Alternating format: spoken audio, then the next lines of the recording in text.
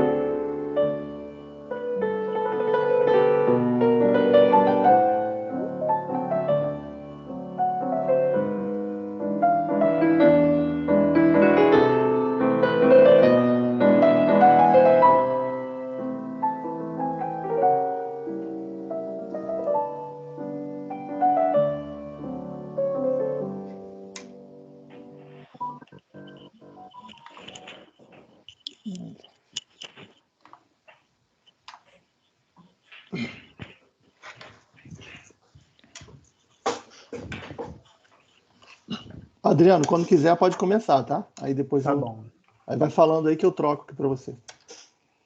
tá bom, valeu. Vou começar já, só vou colocar uma Ok. luz aqui, porque eu acho que eu estou escuro.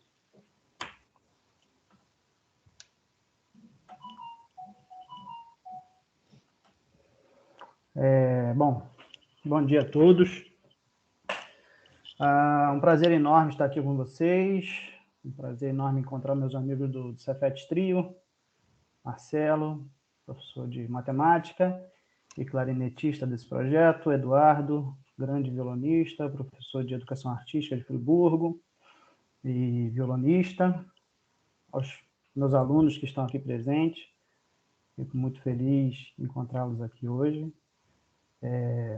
Gostaria de agradecer, né, a toda a equipe do Cefet por esse evento, por essa oportunidade de mostrar nosso trabalho, a equipe do DEAC, que sempre faz um trabalho primoroso, né, com relação à extensão e os eventos que vêm acontecendo no Cefet, e a Semana de Extensão não poderia ser diferente, sempre abrilhantando o ano letivo, né, do nosso trabalho, dos alunos, enfim.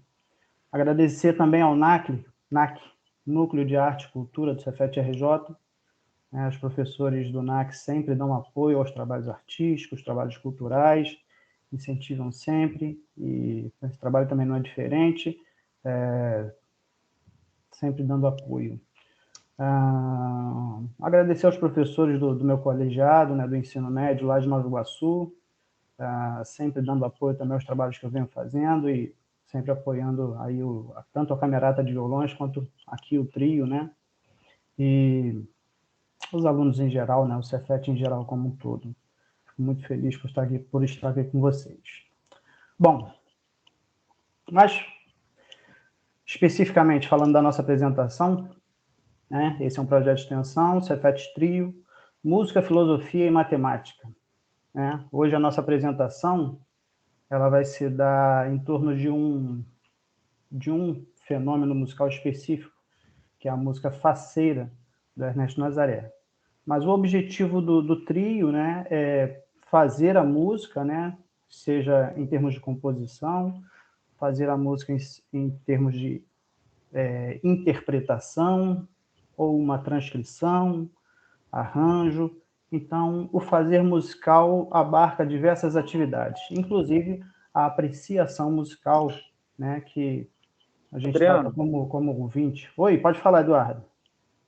desculpa a interrupção, mas eu Claro. acho melhor ligar a câmera enquanto a gente estiver falando, né? Só para Sim. ver a Concordo. gente. Tá bom. Eu imaginei que o pessoal Só a estivesse gente vendo, fez mas tá uma no... camerata, né? Beleza.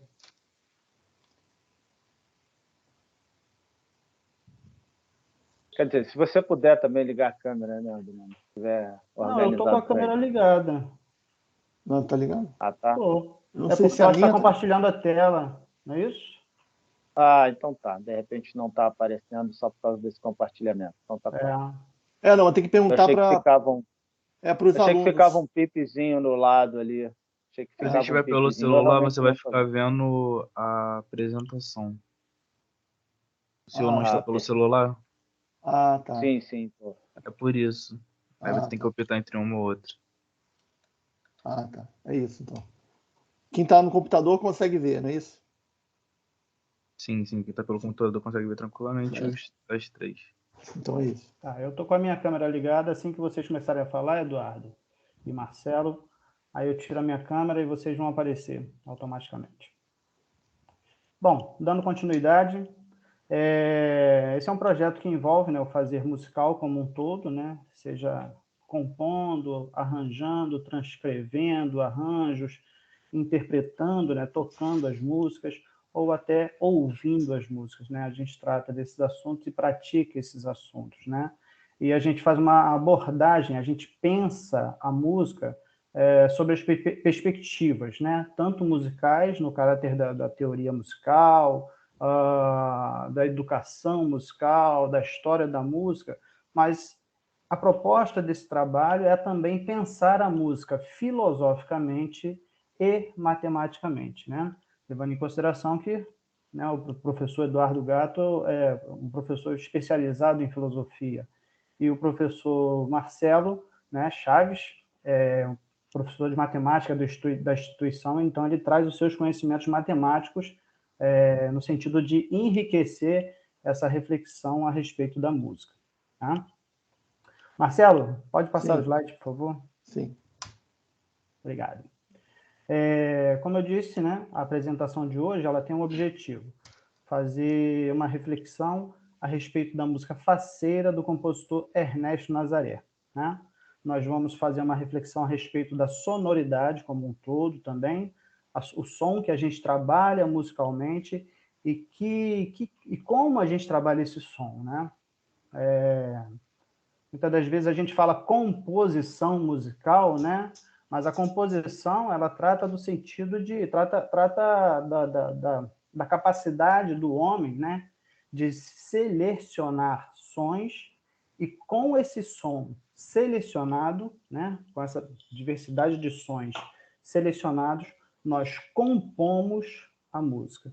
Seja uma composição original, seja uma versão de uma composição já composta. Nesse caso, a composição já era composta, né, do Ernesto Nazaré, a música Faceira, é uma valsa.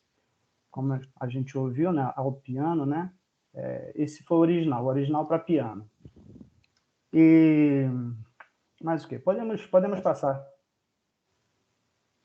Aqui, um pequeno exemplo, né, do trabalho que a gente vem fazendo, né? No caso, eu venho fazendo a respeito de uma transcrição ou arranjo, né, que eu estou fazendo para a música Faceira. Né? Inclusive, meu nome está ali na partitura, né? Tá, o nome é Ernesto Nazaré, logo embaixo está o meu nome. Então, a gente entra com um trabalho criativo, seja de arranjo, composição ou transcrição, né? E aí, no caso, eu estou transcrevendo a música, né, para o nosso grupo, para o trio, né, que são 2 violões e o clarinete em si bemol, que é tocado pelo professor Marcelo, né? Como eu disse antes, eu sou violonista e o professor Eduardo também violonista. Então, a gente traz essa música que foi originalmente composta para piano e traz para a realidade desses instrumentos, né? É claro que isso não se dá de qualquer jeito, a gente tem que pensar no som de diversas formas. E é isso que a gente vai começar a esmiuçar agora para vocês, a respeito do som que é trabalhado musicalmente. Marcelo. Bom, em educação musical, em música, o fenômeno sonoro, seja analisado fisicamente ou em outras áreas do conhecimento, né, ele é tratado dessa forma. Né? O ser humano reconhece as 4 propriedades do som. O som é um fenômeno assim, complexo de dizer, mas as suas propriedades, no geral, né, no seu fenômeno, no seu acontecimento, ele se dá em altura, se dá em intensidade, duração e timbre. O que eu estou querendo dizer? O que eu quero dizer é que todo fenômeno sonoro, quando acontece, ele se dá inevitavelmente já com essas 4 propriedades. Não existe som sem altura, não existe som sem intensidade, ou duração, ou timbre. Bom, o que seria a altura? Seria o que a gente conhece de grave, médio, agudo, ou também as notas musicais, dó, ré, mi, fá, sol, lá, si. Aliás, tem um próximo slide, né, Marcelo? Sim, isso que eu ia fazer. Deixa eu carregar aqui a página, tá? As 4 propriedades de som. Vamos falar um pouco da altura. A altura é o que a gente conhece por exemplo, grave, médio e agudo. A gente ouve falar essas palavras, né, naturalmente no dia a dia, quando a gente fala de música, quando a gente fala do som, quando a gente fala do aparelho de som em casa, né? A gente ouve falar em notas musicais, dó, ré, mi, fá, sol, lá, si. Isso tudo são escalas, divisões ou gradações sonoras com relação a esse parâmetro, né, sonoro que nós entendemos, né, o som, que experienciamos o som. Então, o som ele pode acontecer desde um som mais grave, por exemplo, né, sem referência, mas, por exemplo, uma nota grave, né, dó, e esse som ficar agudo, dó, e assim por diante. Outros instrumentos vão fazer isso. Um bom exemplo de grave e agudo é uma sirene de ambulância, né, que fica oscilando, né? Essa oscilação é uma diferença de grave e agudo, né? As notas, né, musicais, dó, ré, mi, fá, sol, lá, si, dó. Outra propriedade do som é a duração, né? Ou seja, a duração de tempo que o som leva acontecendo. Então, em música, nós medimos o som por pulsos ou por batidas, né? Em algumas músicas, os compositores preferem anotar o tempo do som. Por exemplo, 1 segundo, 2 segundos, 3 segundos, 5 segundos. Isso é o que se refere ao tempo do som, né? Timbre, né? Uma outra propriedade do som. É aquilo que eu não sei se os colegas vão concordar comigo, Eduardo e Marcelo, mas é o que eu chamo de identidade sonora, né? Perfeito. Todo som que acontece, quer comentar, Eduardo? Posso, sem problema.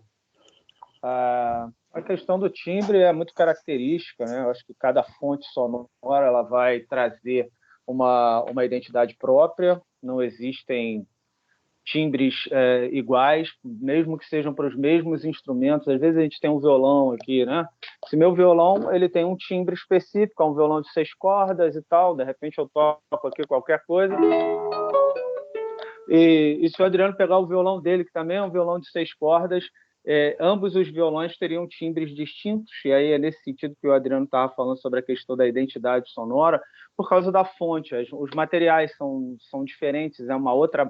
Por mais que sejam feitos com a mesma madeira, esses instrumentos, vamos supor, o violão do Adriano tem um tampo diferente do meu, né? O meu ele tem tampo de cedro, o do Adriano tem tampo de... Esqueci agora, é abeto, de pinho, né?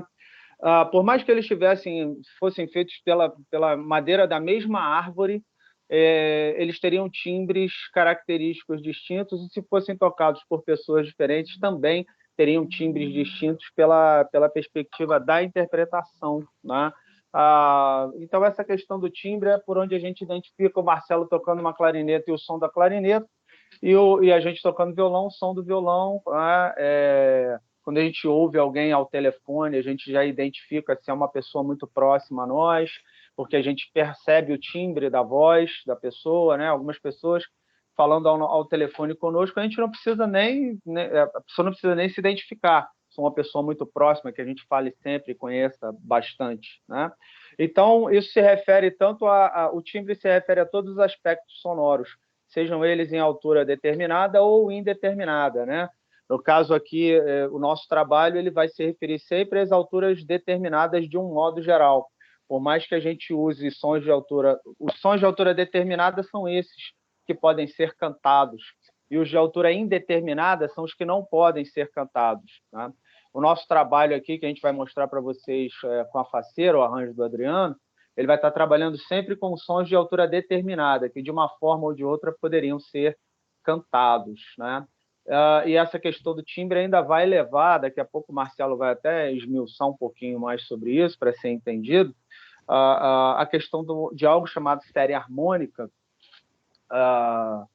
porque, a bem da verdade, cada som que a gente ouve ele é composto de um grupo de alturas, sendo que esse grupo de alturas aparece em intensidades diferentes, né? Sim. A próxima propriedade que o Adriano estaria falando aí seria a questão da intensidade, que fala-se da força ou do volume do som que se apresenta, né? Que se refere ao volume que ele ocupa espacialmente, né? Quanto maior o volume que um som ocupa espacialmente, com maior intensidade a gente vai ouvir, quanto menor esse volume espacial que a onda sonora ocupa, a gente vai ouvir com uma intensidade menor. Mas aí o que ocorre? Essa questão do timbre ela é composta por uma série de alturas em que há uma fundamental que se sobressai em termos de intensidade e outras que vão acontecendo numa intensidade muito menor. E aí se refere a essa questão específica que vai aparecer na série harmônica. Sim. Isso aí. É isso. Continuando a minha fala, então o timbre é isso, né? O que traz identidade sonora, né? Se vocês estiverem vendo, né, o slide, né, timbre, eu escrevi dessa forma, né? Manifestação e variação dos harmônicos em quantidade, qualidade e tempo, né? Isso que vai definir a quantidade de harmônicos, que é o que o professor Marcelo vai esmiuçar um pouco mais a respeito desse assunto. Mas em termos de acontecimento sonoro, né, é o que provoca a diferença entre os sons e a gente pode reconhecer, por exemplo, né, as notas musicais, o som dos instrumentos, as vozes das pessoas, inclusive a nossa comunicação é possível graças aos timbres das vogais, né? A, E, I, O, U. Mesmo que a gente mantenha as outras propriedades do som, né? A altura, a duração e a intensidade, modificando a fonte sonora, né, que é a nossa boca, modificando a forma dela, nós vamos conseguir novos timbres, e assim conseguimos as vogais, né? Então, as vogais são mudanças timbrísticas do som. E a intensidade, né, que é a força, o volume, né, como o professor Eduardo falou. O interessante aqui,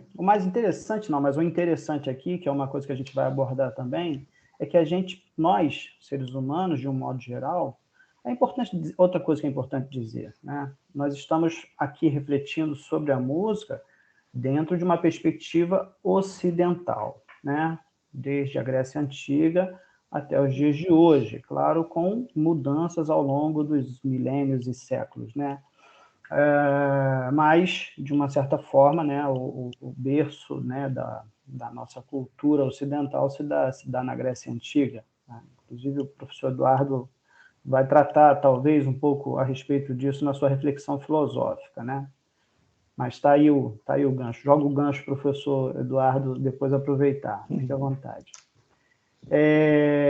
A gente pensa a altura, a duração e a intensidade, principalmente, em termos de escala, em termos gradativos e também em proporções. Então, quando a gente pensa em altura, por exemplo, um dó, ré, mi, fá, sol, lá, si, isso é como se fosse uma régua sonora, né? Quando a gente pensa, por exemplo, nas teclas do piano, as teclas brancas, né? Não parece uma régua ali com centímetros de distância, vamos dizer assim, entre aspas, né? Essa régua de medida ela vai se dar sonoramente. Então, nós estudamos essas proporções, essas medidas, essas escalas para compor a nossa música e, mais uma vez, repetindo, né, a nossa cultura ocidental, né? A duração do tempo ela também vai se dar dentro de uma régua de medidas ou dentro de uma proporção de tempo, né, em que as notas vão dialogar, né, dentro dessas proporções, né? O tempo de cada nota, o tempo do compasso, o tempo da música vai trazer todas essas subdivisões de tempo em termos de figuras rítmicas ou, né, ou em termos de réguas de medida, vamos dizer assim. A intensidade também ela vai se dar de um modo gradativo, escalar, e que também dialogam dessa forma, proporcionalmente. Ok? Seguindo o próximo slide. Aí o professor Marcelo, Sim. fica à vontade, Marcelão. Então, aí, obrigado, Adriano. Então, seguindo a ideia da altura, né, como é que é produzido o som, né, como é que eu vou diferenciar a frequência do dó e do ré. Então, basicamente, o que é o som? Ele é resultante de uma vibração, né, que se transmite ao meio de propagação. Ou seja, eu preciso fazer alguma coisa vibrar e, para ele se propagar, preciso de um meio. Esse meio pode ser o ar, pode ser uma água, pode ser uma... Todo mundo já bateu na madeira aqui, né? Então, não é possível, por exemplo, propagar o som no vácuo, né? Sem um meio para ele se propagar. E é basicamente, como mostra aí o gráfico, se eu tenho mais, o que é o Hertz, né? Ciclos por segundo. Então, quanto mais ciclos por segundo, maior a frequência, mais agudo é o som. No meu caso aqui, eu uso uma palheta.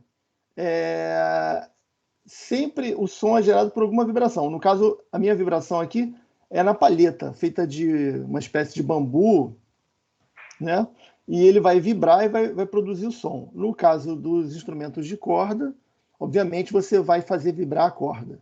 Beleza? Então, quanto mais agudo, então maior a frequência, vai vibrar mais rápido.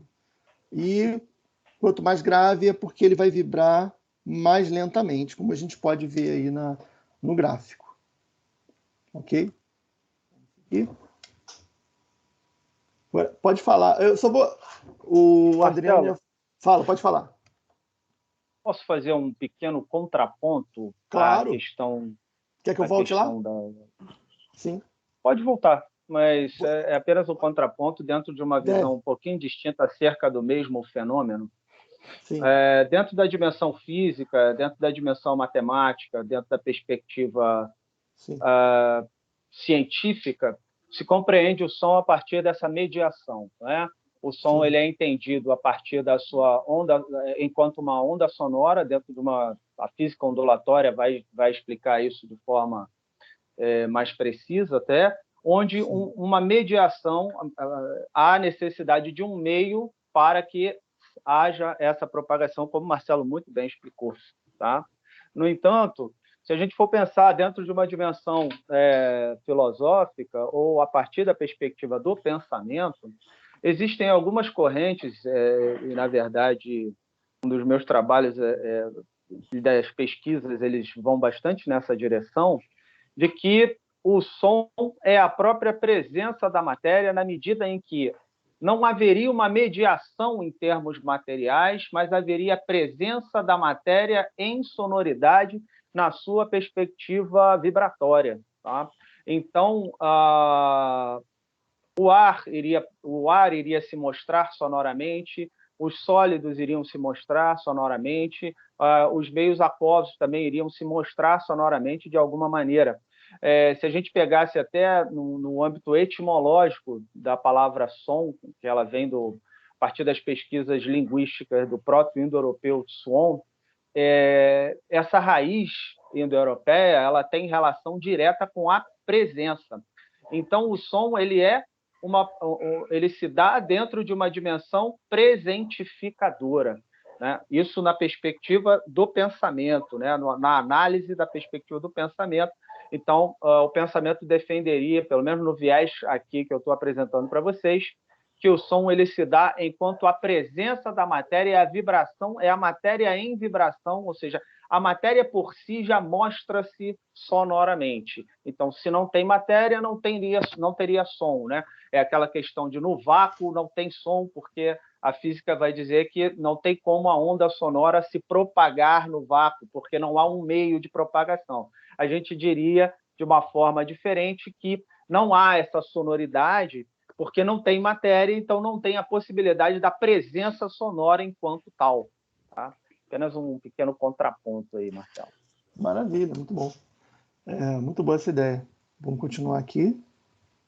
Agora, o Adriano quiser falar, porque nós dois podemos falar sobre esse slide aí. Quer falar primeiro, Adriano? Tá bom, eu falo. Bom, deixa eu ligar minha câmera aqui. Ah, droga. Pode deixar ligado, acho que não tem problema não, Não, Adriano. né? Bom, aqui nós temos um trecho, né, na figura do lado esquerdo, né, nós temos um pedacinho de partitura, né? Esse pedacinho de partitura tem complexas e muitas informações, né? Primeiro, né, podemos dizer que é um pentagrama, porque tem 5 linhas, né, onde escrevemos as notas musicais, né? Temos as bolinhas pretas, né, reparando aí, e temos uma bolinha também vermelha, né? Essas bolinhas são justamente as notas musicais. E as alturas onde elas se encontram, né, são as notas musicais. O deslocamento da esquerda para a direita é como se configura a escrita do tempo. E aí nós estamos falando do tempo de cada nota, do tempo do compasso, do tempo da música. Né? Então, foi por isso que a gente botou esse quadro aí, né? Esses 2 eixos, né? O eixo vertical e horizontal. Né? O eixo horizontal, que é a seta azul, trata do tempo. Né?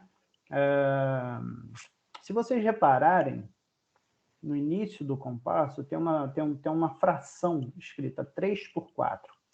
Eu não vou esmiuçar essa fração, mas o primeiro número, o 3, diz que o compasso tem 3 tempos. Então, só para vocês terem uma ideia, né, as duas primeiras figuras, né, pretas, as 2 primeiras bolinhas pretas, não estou falando da bolinha vermelha não, tá? Elas juntas formam um tempo ou um pulso. A terceira bolinha tem mais um pulso de tempo. E a quarta bolinha preta, né, por último, tem mais um tempo. Né? Então, formando aí os 3 tempos do compasso, ou 3 pulsos do compasso. Tá? Isso na perspectiva horizontal. Se analisarmos a perspectiva vertical, nós temos as mudanças de altura das notas. E aí a gente vai ter o Dó, Ré, Mi, Fá, Sol, Lá, Si, né? No caso das 2 primeiras notas, a bolinha preta e a bolinha vermelha, são a nota Sol.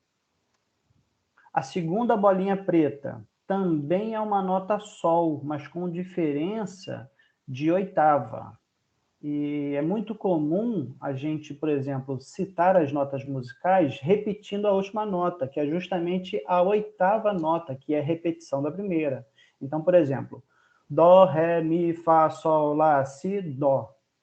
É repetição, mas com diferença de altura, com diferenças de medidas em hertz, né? Com diferença de vibração. Então, a gente vai perceber que a primeira nota que eu disse é mais grave e a segunda nota que eu disse é mais aguda. Né? Isso só para ilustrar aqui, sonoramente, o Adriano falando, ó, seria, né, o que ele falou seria... Né?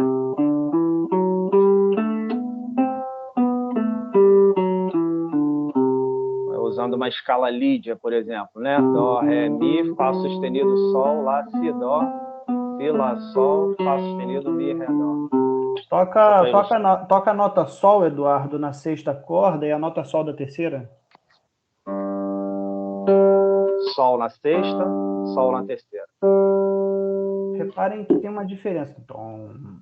A minha voz não alcança essa nota mais grave, mas, enfim, vocês conseguem perceber que uma nota é mais gorda, mais grossa, e outra um pouco mais fininha, né? Então, é isso que a gente chama de diferenças de altura, né? E aí, nesse caso, uma diferença de oitava, já que é uma repetição da nota, né? Então, nós temos o Sol, Lá, Si, Dó, Ré, Mi, Fá, Sol. E aí, alcançamos uma oitava, né? Logo em seguida, temos a terceira bolinha preta, temos a nota Lá. e logo em seguida a nota Si. Reparem que as notas, né, as bolinhas pretas ou vermelhas, enfim, não importa a cor, elas podem ser escritas tanto sobre a linha quanto no espaço entre as linhas. E se vocês repararem, as duas primeiras notas, a preta e a vermelha, têm linhas suplementares. É o que a gente chama realmente de linhas suplementares inferiores e tem as superiores também, que como vocês vão poder ver nas partituras posteriores aqui, que vão aparecer nos slides, ok? Adriano, então nós temos a... Oi, pode falar. Isso aqui, essa partitura aí foi retirada do próprio arranjo que o Adriano fez, né? Só para mostrar o que... Isso é logo na parte da introdução, vou tocar aqui para vocês verem. É isso que está sendo tocado, representado aí nessa parte. Legal, maravilha. Então, olha só como, né, o músico, né, o intérprete, o compositor, o arranjador, a pessoa que faz a transcrição, no caso eu estou fazendo a transcrição da música do Ernesto Nazaré, né, para a nossa realidade instrumental, mas olha só como nós pensamos a música, levando em consideração esse complexo sonoro, seja com relação às alturas, né, e aí nós estamos pensando aqui, né, no eixo vertical, ou na complexidade da música, seja em termos horizontais, né, que é o deslocamento de tempo. Sim. Ô, Adriano, posso comentar uma coisa? Pode, claro. Então, eu só queria comentar um detalhe aqui. Então, por que a gente colocou o plano cartesiano aí do lado, né, os dois eixos? Porque vamos raciocinar um pouquinho. Quem diria, né, parar para pensar, para refletir, que quem diria, na verdade, o pentagrama, né, uma partitura, nada mais é, do ponto de vista matemático, né, também um sistema de coordenadas, assim como a gente está fazendo uma comparação aqui. Então, quando você aprende lá no plano cartesiano que você tem o eixo X, o eixo Y, o eixo vertical, o eixo horizontal, né, e cada eixo representa uma variável, né, uma grandeza diferente, aqui é a mesma coisa, só que na verdade está simplificado aí. Na verdade, o músico ele tem que pensar em muitas coisas ao mesmo tempo. Então, na verdade, seriam mais eixos, né? Que a gente simplificou. A gente colocou só dois eixos, que é o eixo do tempo, né? Que é da duração das notas, que dá o ritmo, né? E tem o eixo da altura, obviamente para dar as notas, as frequências, né? De cada nota. Mas também tem outras coisas em jogo quando você toca, né? Tem interpretação. Ali dá para ver um pouquinho ali, ó. Está um pouco cortado, mas tem o piano, tem o crescendo, então tem outras variáveis. Tocar com intensidade menor, com maior intensidade, né? Você fazer um ralentando, né? Quando você diminui o andamento, quando você aumenta o andamento. Então, no fundo, são mais eixos. Mas eu acho interessante pensar que tem matemática na partitura, né? Muita matemática, por sinal. É um sistema de coordenadas também. Na verdade, com várias coordenadas. Né? Isso que eu queria comentar. Pode continuar, Adriano. Perfeito. Então, nós estamos tratando aqui das propriedades, né? Tempo, né? Que é a duração, e a propriedade altura, né? Que são as mudanças gradativas das notas musicais, né? Mas também quando eu defino, né, os instrumentos que vão tocar essa música, eu já estou definindo também uma terceira propriedade, que é o timbre. Lembra que eu falei que é por aí que a gente reconhece a voz das pessoas? O Eduardo falou, inclusive. Com relação ao timbre, né, a identidade sonora que a gente reconhece o instrumento, né, a gente sabe que é um violão e não um piano, ou a gente sabe que é um clarinete e não uma flauta, e assim por diante, é o que vai trazer essa identidade. Então, quando eu trago a partitura, né, quando eu trago para a nossa realidade instrumental, eu já estou definindo uma base de timbres, né, e esses timbres também vão variar durante a música, né? E a outra propriedade é a intensidade, né? A intensidade também vai se dar de um modo proporcional escalar. E aí, como o Marcelo salientou, tem um pezinho cortado ali em cima, né? Que é o que a gente chama de piano. Piano, mas não no sentido instrumental, mas no sentido de tocar piano, tocar fraquinho, né? E aí nós temos um crescendo em termos de volume, né? Em termos de intensidade, onde alguns compassos depois nós vamos alcançar um mesoforte, né, que é um símbolo MF. Tá? Então, assim funciona a partitura, né? Tanto em termos de escrita quanto de interpretação musical. Seguindo. Isso. Agora é comigo, Adriano. Fica à vontade, Marcelo. Então, conforme bem o Adriano e o Eduardo já falaram, a questão do timbre, né, tem a ver com essa série aqui. Antes da gente continuar, eu acabei não colocando o vídeo, mas deixa eu compartilhar para vocês entenderem melhor o que acontece. Acho que ilustra bem. Agora, legal que eu não sei o que eu fiz aqui, como é que eu volto para... Deixa eu... Já sei, essa aqui. Pronto. Estão vendo aí o vídeo novo? Sim. Esse aqui, né? Então eu vou... Bom, então aqui eu não vou falar nada por enquanto. Vou deixar...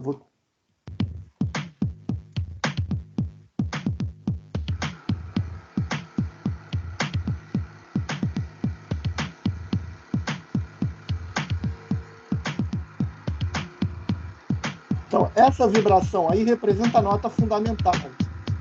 É a nota predominante quando é a nota que você escuta quando você toca no instrumento. O primeiro harmônico que surge vai ser esse aqui, ó. Parece um nó. Acho que o termo técnico é nó, né? Vocês estão me ouvindo? Parece um nó, que é exatamente na metade. Marcelo, eu estou te ouvindo. Marcelo? Oi? Eu não sei se essa bateria é do vídeo, mas... Eu ia pedir para silenciar o som, Marcelo, para a gente ver só o movimento da onda. Eu esqueci que eu deixei aqui, deixa eu voltar aqui. Verdade. Porque acaba confundindo, parece que o movimento da onda, né? Já tirei o som, peraí. Está representando o som que está sendo tocado. Não, vou tirar. Agora, vê se agora... Estão ouvindo? Não estamos ouvindo, não. Beleza. Então beleza. Então vou retomar? Ótimo. Então beleza, vamos lá. Então, como eu estava falando, aqui seria a nota fundamental, a nota predominante que você escuta quando alguém toca um instrumento. Agora é o primeiro harmônico que surge. Parece um nó bem na metade da corda.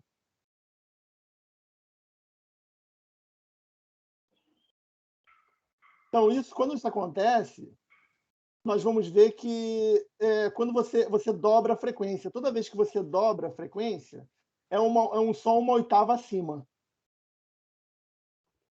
Olha, o próximo harmônico é esse. Agora ele divide a corda em 3 partes iguais.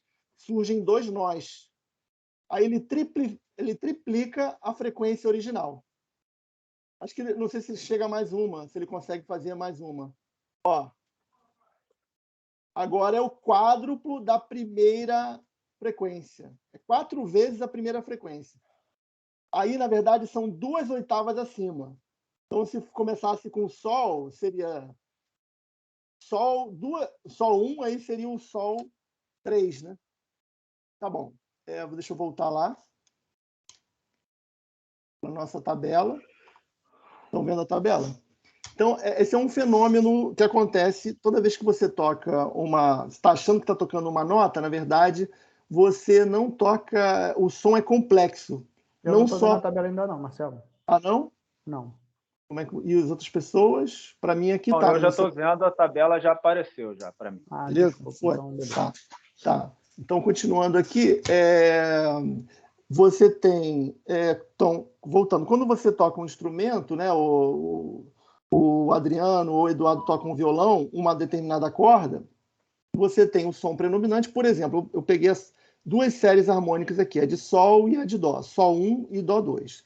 Então, começando com a de Sol, na verdade, se você toca a predominante aqui nessa série harmônica, é o Sol 1. Aí eu coloquei como frequência a frequência 98 Hz. Ok? Então, o que vai acontecer? Além dessa frequência, que é a frequência que você escuta, que é predominante, outras notas... Então, como eu estava falando, o som é complexo, porque dificilmente você vai conseguir um som puro, ou seja, uma vibração, só tem uma vibração apenas, a vibração da nota Sol 1.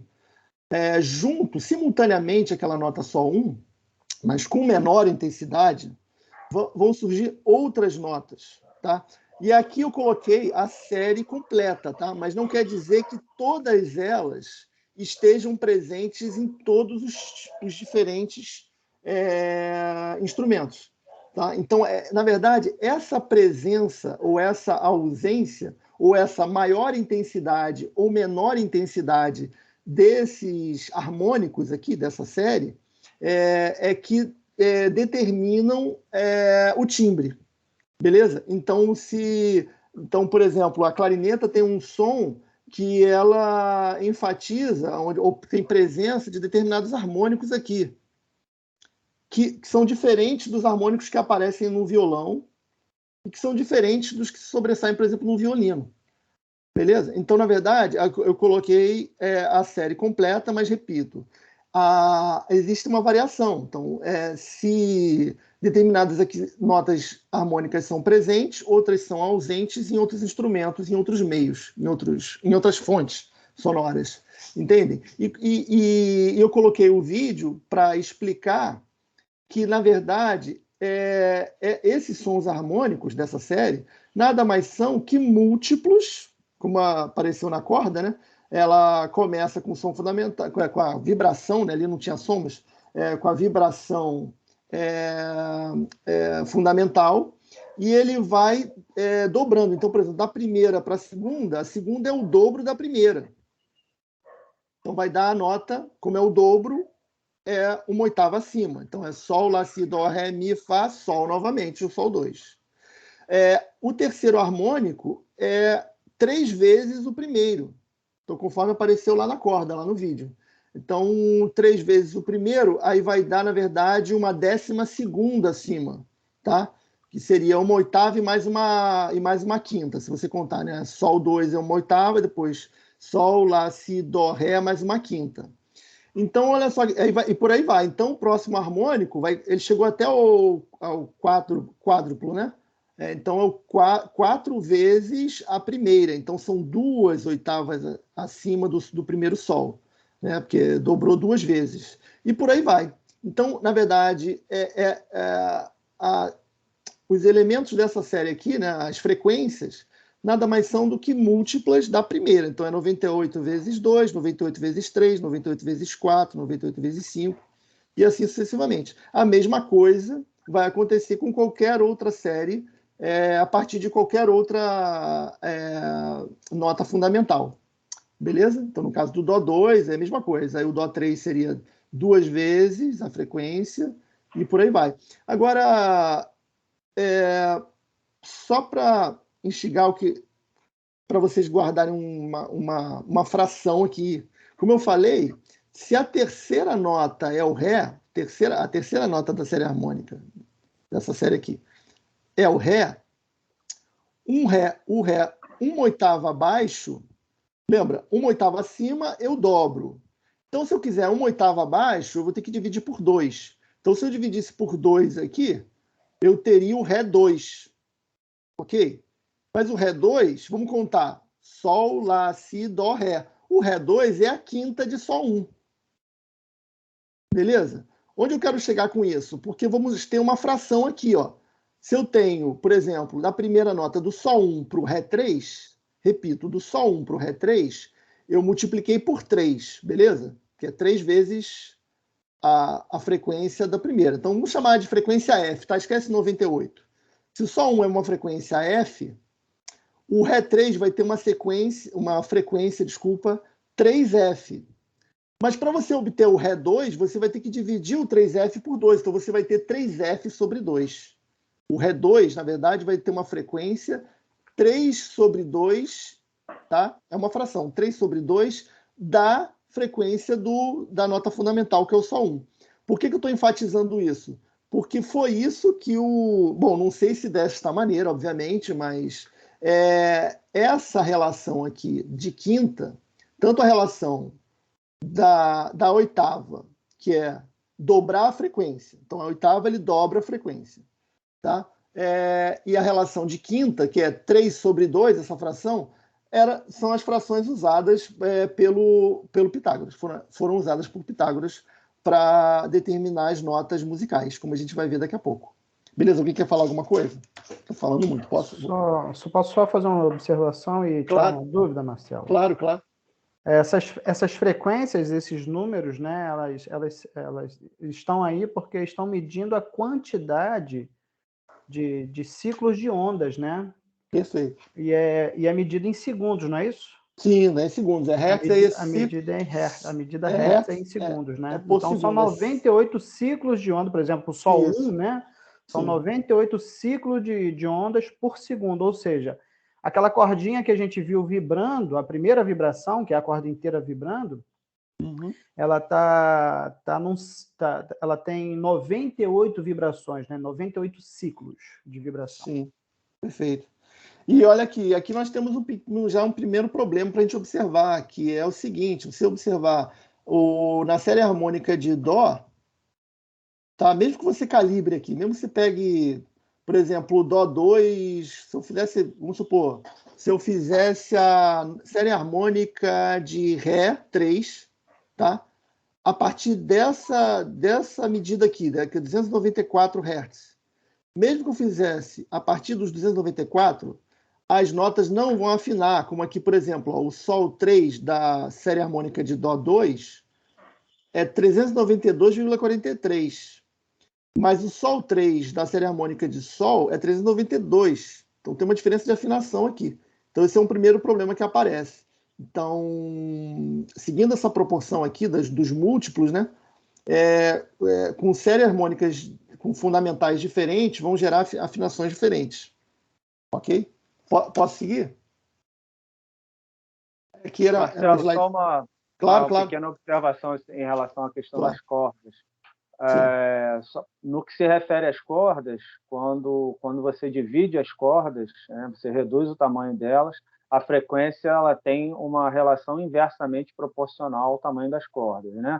Então, Perfeito. reduziu a corda, aumentou a frequência, no que se refere às cordas. Outros tipos de fontes sonoras, como colunas de ar, né, no caso dos instrumentos de sopro, e outras fontes teriam uma outra relação, mas no caso das cordas tem essa inversão de proporção. Eu queria chorar aqui e aproveitar. Eu queria que fosse assim na clarineta. Infelizmente não é. Então, na clarineta, metade do tubo, infelizmente, não é o dobro da frequência. Não é. Aí já a produção do som é de uma outra maneira, até porque o tubo não é perfeitamente cilíndrico também. Mas mesmo quando ele é perfeitamente cilíndrico, como é o caso da flauta, também não é dessa maneira. Então, um pouco mais, a relação é mais complexa, né? O da clarineta é um pouco mais para cônico, né? E o do oboé, por exemplo, o fagote é mais cônico ainda, mas essa diferença é maior ainda. Vamos seguir aqui a escrita. Só Fala também aí, mais uma observação, né? Essas notas musicais, esses números, né, representando as frequências, né, dos ciclos de onda, isso tudo é construído culturalmente, né? Porque se a gente parar para pensar, né, a distância entre um som e o outro é infinita, assim como se a gente pensasse na divisão de 1 centímetro, né? A divisão de 1 centímetro é infinita, e a divisão sonora também, diante dessa perspectiva, também é infinita, né? Então, a escala, as notas musicais, as medidas em hertz, elas se dão de modo cultural, né? Uma construção cultural.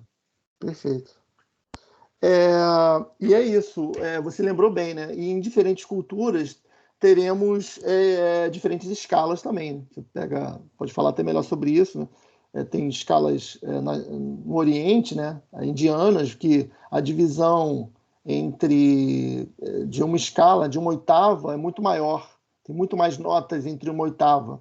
Mas o interessante é que em todas as culturas, a oitava, claro, com nomes diferentes, mas sempre tem a mesma sensação, né? O ser humano entende o que nós chamamos de oitava, obviamente, né?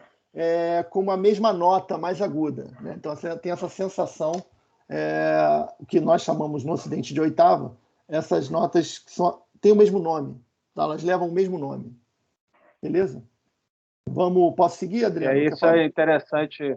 Desculpa, Isso. não é interessante o que o Marcelo falou nas diferentes culturas, é como se a oitava, o que nós nomeamos de oitava, fosse um intervalo universal, né? Perfeito. A despeito das diferentes afinações que as diferentes culturas usam para as suas musicalidades, o Adriano falou isso no processo inicial, quando ele falou da seleção de sons, e esse processo de seleção de sons, ele muda, e o processo de afinação muda. No próprio Ocidente, nós temos 2 sistemas de afinação, que seria o sistema chamado de temperado e o sistema não temperado. Tá? Isso tem uma relação direta com esse processo de escolha, com a forma como o nosso ouvido ele vai se acostumando culturalmente, isso que o Adriano colocou. Então, a música, ela tem, além de ela ser um produto cultural, ela também é uma formação cultural, ela se dá dentro de um processo, ela tanto influi quanto é influenciada pela dimensão cultural, nesse duplo movimento. E é muito interessante, né, pensar nessa questão da medida, da régua de medida, como foi colocado no início do princípio de uma escala, né, com o estabelecimento de um padrão de medida para que a obra musical ela possa vir a acontecer. Mas, como o Adriano bem disse, o Marcelo também bem ressaltou, as nuances de diferenças, ou seja, não há, apesar da gente estabelecer o menor espaço na música do Ocidente entre um som e outro, que venha entre uma altura e outra, né, altura determinada e outra, que venha fazer parte da nossa música, existem infinitas gradações entre uma altura e outra possíveis, né? Sendo que a gente não usa todas as possíveis. Em outras culturas, na Índia, por exemplo, você tem uma série de gradações menores, aquilo que a gente chama de uma distância de um tom entre uma altura e outra, lá eles dividem em até 9 partes, aquilo que a gente chama de coma, não sei se 9 ou 23 partes, agora eu estou equivocado, mas essa relação ela acontece, e fisicamente, a partir da questão até dos números, né? Se a gente for colocar aí nas casas decimais, você tem infinitas casas decimais que poderiam proporcionar infinitas nuances, como o Adriano falou anteriormente. Perfeito. Adriano, quer falar mais alguma coisa? Pode ser, Você quer que eu fale sobre esse slide aí, é isso? Não, você que sabe, fica à vontade. Ah, tá. Não, tá bom. Então eu vou falar sobre ele e a gente dá sequência, tá bom? Tá. E aí, à medida que a gente for lembrando também de outros assuntos, de outros detalhes, a gente vai comentando aí no meio da apresentação. Bom, aqui estão dispostas as notas, né, musicais, né, no pentagrama. E reparem que o pentagrama ele tem 5 linhas contínuas, mas também temos as linhas suplementares inferiores e as superiores, que são esses tracinhos, né, que estão na parte de baixo ou na parte de cima, né, na parte de cima, né, tendo aí o pentagrama como referência, né. Como eu falei no início, né, as bolinhas vão representar as notas musicais dependendo da altura que ela tiver. É claro que a gente está aqui, a gente está tendo a perspectiva vertical, né? A perspectiva horizontal, que é a linha do tempo, ela não está sendo levada em consideração agora, somente a vertical, ok? Então, a primeira bolinha, como está lá, né? Ela está no espaço, né? Abaixo da terceira linha suplementar, né? Inferior, nós temos uma nota Mi. E repara que a gente vai falando na ordem, né? A gente vai encontrar outras notas Mi, né? Que dá justamente a diferença entre as oitavas, que foi o que o Marcelo falou muito bem aí, né? Na vibração da corda e as divisões, né? Os múltiplos, né? Então, a primeira bolinha Mi, a segunda Fá, depois Sol, Lá, Si, Dó, Ré, Mi. Então, temos a oitava nota, Mi, que é a repetição da primeira. Continuando, né? Mi, Fá, Sol, Lá, Si, Dó, Ré, Mi. Esse outro Mi que eu falei já está no espaço lá na última, né? Abaixo da última linha do pentagrama. Isso de baixo para cima, né? Nós temos as linhas contínuas do pentagrama, né? São 5 linhas. A bolinha está exatamente no espaço entre a quarta e a quinta linha do pentagrama. Nós temos a nota Mi, que temos mais uma diferença de oitava para o segundo Mi, que já falamos anteriormente. e seguindo, né, dela em diante, mais uma vez a repetição das notas, mi, fá, sol, lá, si, dó, ré, mi. E esse último mi está na linha suplementar superior, exatamente sobre a linha suplementar, que é aquele tracinho de linha, né? Esse tracinho de linha, ele se dá... A gente culturalmente escolheu escrever a partitura dessa forma, porque a gente acha que é mais fácil, né, ter o impacto visual, né, para reconhecer a música, na hora de tocar a música, a gente consegue ler com mais facilidade. Melhor do que, por exemplo, 10 linhas contínuas, né? Seria, assim, culturalmente isso foi estabelecido, né? Mas a gente entende que seria um fator que dificultaria a leitura do músico, né? Então, por isso usamos Adriano, esses tracinhos de linha, né? Pode falar, Eduardo. Adriano, posso falar? Acho que é interessante só uma pequena abordagem nesse aspecto. A escrita musical ela nem sempre foi dessa maneira, ela nem sempre se deu sistematizada dessa forma. A gente tinha na época medieval uma escrita chamada de neumática, que não definia e não delimitava com precisão as alturas e muito menos as durações. A partir, né, do Guido Arezzo, a partir da relação dessa escrita com essa possibilidade de precisão, muita coisa mudou, inclusive na prática musical. Isso é bem interessante da gente analisar, inclusive dentro de uma perspectiva filosófica, porque a gente tem o seguinte: é muito interessante na história da humanidade quando houve uma mudança de suporte a partir da escrita alfabética. Então, algumas pessoas, e eu concordo com elas, classificam a presença da escrita alfabética como um dos maiores avanços tecnológicos na cultura ocidental, porque a partir do momento você tem vários outros tipos de escrita, né? Você tem os ideogramas, você tem outros tipos de símbolos, né? Você tem hieróglifos, né? Como no caso do Egito, em que há uma possibilidade interpretativa muito grande e menor precisão no que se refere à questão dos símbolos e daquilo que esses símbolos possam representar ou dizer, de modo que haveria a necessidade de você interpretar de modo muito mais amplo, né, e múltiplas variações acontecerem. No caso, a partir do momento da escrita alfabética, como a gente conhece, né, e que ficou dominante no Ocidente, a partir, inclusive, do alfabeto, das letras romanas, da escrita romana, né, da escrita latina, eu não vou falar aqui da influência, por exemplo, do alfabeto fenício para o alfabeto grego, não. Estou falando do que a gente hoje usa mais especificamente.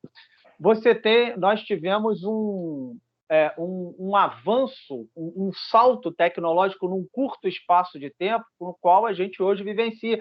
E no caso da música, a partir do momento em que uma precisão pôde se estabelecer, de modo a você delimitar, né, efetivamente tanto as alturas quanto as durações, esse salto em termos de desenvolvimento na música do Ocidente também pôde ocorrer de maneira digamos, quase exponencial. O arranjo que o Adriano vai mostrar, eu achava até interessante pela hora a gente, de repente, mostrar, né, daqui a pouco a música, né, a gravação. O arranjo que o Adriano vai mostrar, ele hoje basicamente é possível dentro de uma relação de escrita, o suporte escrito no âmbito de uma grande precisão e é claro que a escuta, o ouvido, a sonoridade, todos esses aspectos estão em vigência ali, mas há uma precisão muito grande, de forma que a gente vai perceber hoje, a partir da mediação tecnológica, que a gente está aqui, né, fazendo essa reunião, cada um nas suas casas, a partir do estabelecimento paramétrico de uma medida específica, né, de um tempo que a gente vai chamar daqui a pouco, a gente vai ver com mais detalhes como tempo cronológico, o Adriano pôde precisar no sentido das durações e das alturas, de modo que tanto eu na minha casa, quanto o Adriano na casa dele e o Marcelo na casa dele, pudemos, a partir desse estabelecimento paramétrico, criar uma unidade e gerar dentro dessa unidade a possibilidade de a gente juntar diferentes partes e fazer um todo, tá? que é o que tem acontecido hoje nesses tempos de pandemia, bastante a partir da mediação tecnológica.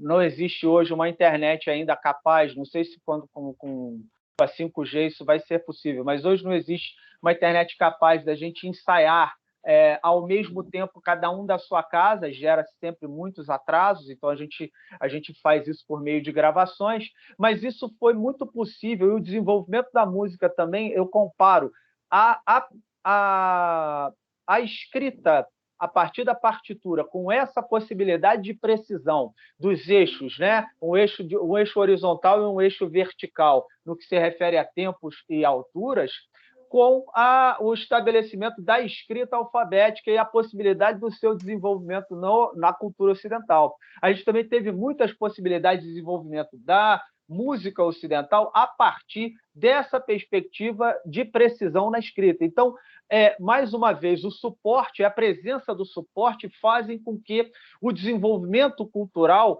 possa alcançar, a partir de uma dimensão abstrata, né? Ou seja, eu separo relações representativas da realidade, é o que eu faço quando eu abstraio, quando eu faço o processo de abstração. Inclusive, essa palavra ela vem do latim abstrahere, né, que quer dizer separar, recortar e dividir uma realidade. Separar esses âmbitos da realidade, dividir diferentes estamentos da realidade por padrões estabelecidos, e nessa vigência padronizada, eu consigo criar representativamente valores e dimensões valorativas que concedem uma influência decisiva no processo de construção da dimensão cultural que está em questão aqui, no caso, também a música. Né? Beleza. Seguindo, então, mais uma vez, repetindo, dentro da perspectiva vertical, né, nós temos a escrita das notas musicais. Né? Isso no pentagrama, claro, como o professor Eduardo falou, isso é uma construção que se deu na história da humanidade, né, em sentido, dentro da cultura ocidental. Né? Seguindo, Marcelo. Adriano, bem colocado. Você falou a palavra construção, não só a escrita, né, mas a própria escala e as afinações, elas demoraram muito tempo, foram alguns séculos. Né? Então, vou só mostrar aqui, digamos assim, mais ou menos o início e o fim, né? Vou tentar ser rápido, não vou fazer essas contas todas, né? Porque o nosso tempo aqui é curto, mas basicamente lá na sociedade pitagórica, né? Lá com Pitágoras, a escala dele, como é que era? Ele na verdade, se baseou na série harmônica, né? Como nós vimos lá, dobrar a frequência, né? É a primeira harmônica que aparece, que é uma oitava acima. Então, no caso de Fá, Fá, né? No caso aqui eu estou colocando o Fá. Então, eu posso definir toda uma escala, olha que interessante, a partir apenas de duas operações. Então, a primeira operação é dobrar, multiplicar por 2 a frequência. Eu vou dar sempre uma oitava acima. Então, se eu começo com Fá1, eu dobrei, vou ter o Fá2, beleza? A outra operação, da mesma forma, se uma operação equivalente seria dividir por 2, eu tenho uma oitava abaixo, por aí vai. E a segunda operação é multiplicar a frequência por 3 sobre 2. Esse 3 sobre 2 é a mesma razão lá que a gente viu lá da série harmônica, para obter lá a intervalo de quinta justa. Beleza? Então, 3 sobre 2 vem lá da série harmônica. Então, toda vez que eu multiplico por 3 sobre 2, eu tenho um som, uma quinta justa acima. Da mesma forma, se eu dividir por 3 sobre 2, eu vou ter uma quinta abaixo. Então, você, aplicando essas duas operações, você consegue obter todos os sons, todas as notas da escala. Então, eu coloquei alguns exemplos. Então, do Fá1, eu dobro, vou para o Fá2. Do Fá1, se eu multiplico por 3 sobre 2, eu vou ter o Dó2. É só contar, né? Fá, Sol, Lá, Si, Dó. O Dó2. Aqui eu vou fazer só mais um, né? Que eu multipliquei por 2, obtenho... Então, aqui são duas etapas que eu fiz. Primeiro, eu multipliquei por 2. Então, eu obtive o Fá2. E depois eu divido por 3 sobre 2. Quando eu divido por 3 sobre 2, eu vou uma quinta abaixo do Fá2. Então, é só contar. Fá, Mi, Ré, Dó, Si bemol. Mas é Si bemol. Beleza? E aí por aí vai. Então, eu posso... dependendo da sequência de operações que eu faça, eu vou obtendo todas as notas da escala, como a gente pode ver agora. Então, na verdade, só com aquelas duas operações aqui eu obtenho todas as razões referentes às sequências de cada uma das notas. Aqui eu acabei escolhendo a escala de Fá maior, mas poderia ser a de Dó. Essas relações vão continuar as mesmas. Temos números, trazendo para a matemática, né? Temos números racionais. Até aí tudo bem, isso foi lá nos primórdios, né? Muitos séculos se passaram, muitas tentativas de escala, porque essa escala, por exemplo, como outras escalas que surgiram, tinha um problema. Então, aqui vou ilustrar o problema. Olha só, então, como eu falei, as duas operações. Em vermelho, a operação de multiplicar por 3 sobre 2, ou seja, determinar quintas justas que estão acima da nota anterior. Então, por exemplo, o primeiro, começando do Fá, né? Uma quinta acima temos o Dó, uma quinta acima temos o Sol e assim por diante. Mas aqui eu estou fazendo a operação de multiplicar a frequência primeira, né? A fundamental aqui, por 3 sobre 2. Então aqui eu vou ter uma exponencial, na verdade, de base 3 sobre 2, para quem gosta de matemática. Só que quando eu vou fazendo isso, é o que a gente chama de ciclo de quintas. Então, todas estão em quintas. Fá, Dó, Sol, Ré, Lá, Mi, Si, Fá sustenido, Dó sustenido, sempre de quintas em quintas. Sol sustenido, Ré sustenido, Lá sustenido, só que uma quinta acima do Lá sustenido, ou Si bemol, hoje em dia, né, falando na nossa visão moderna, teríamos o Fá novamente, um Fá 7 oitavas acima, né? 8, né? Então, isso aqui não é a frequência do Fá, não, tá? Vai dar 129, isso não é a frequência, quantas vezes tem que ser multiplicada, esse número que aparece, quantas vezes tem que ser multiplicada a frequência do primeiro Fá, aquele primeiro Fá aqui, beleza? Dá isso aqui. 120, na verdade, podia botar uma fração, 3 sobre 2 elevado a 1, 2, 3, 4, 5, 6, 7, 8, 9, 10, 11, 12. 3 sobre 2 elevado a 12, vai dar isso aqui. Agora, no azul, se eu fizer agora a operação de multiplicar por 2, que é encontrar uma oitava acima, então eu vou ter Fá, depois um outro Fá, uma oitava acima, e assim sucessivamente. Então, multiplicando por 2, eu vou obter um Fá que é um pouco mais baixo, olha só, do que o Fá obtido pelas quintas. Então, aqui vamos ter uma diferença de afinação. E essa diferença de afinação é que é conhecida como a quinta do lobo, que uivava, né, quando é uma desafinação que aparece. Então, na verdade, então esse é um problema. Beleza? Então, tinha que se fazer um ajuste da escala, por causa dessa diferença de afinação. Ok? Então, seguindo. Então, a solução, muitos séculos depois, e aí foi com um cara começou, princípio para instrumentos de teclado, né? Foi século XVII, 1686, tal de Andreas Werkmeister, um alemão, né? E aí isso coincide também com a existência, com a descoberta ou invenção, enfim, quem preferir, dos logaritmos, né? Então, eles resolveram dar um temperamento igual. O que seria isso? Eu vou multiplicar a cada semitom, né, que é de Fá para Fá sustenido, Fá sustenido para o Sol, para cada semitom, eu vou multiplicar sempre o mesmo fator, que eu chamei aqui de R. Então, esse temperamento igual, ou seja, cada intervalo de semitom, a relação intervalar deles é sempre a mesma, é sempre igual. Okay? Então, eu vou multiplicar sempre pelo mesmo número, eu vou obter, na verdade, para quem gosta de matemática, uma sequência chamada progressão geométrica. E aí, fazendo as contas, eu vou obter que esse R aqui, né? Aí, só fazer as contas, não vou entrar em detalhes. Eu igualei, né? Indo pelos semitons, multiplicando por R, né? Fazendo a operação de multiplicar por R para obter os semitons. Ou, de qualquer forma, tem que igualar com a oitava, né? Que é o primeiro Fá para o segundo Fá, eu tenho que multiplicar por 2. Então, eles têm que ser iguais para evitar aquele problema lá da desafinação. Ok? Então, fazendo essa conta, eu vou obter que esse R é um número irracional. Então, na verdade, surge aqui um número irracional para definir a escala, beleza? É isso.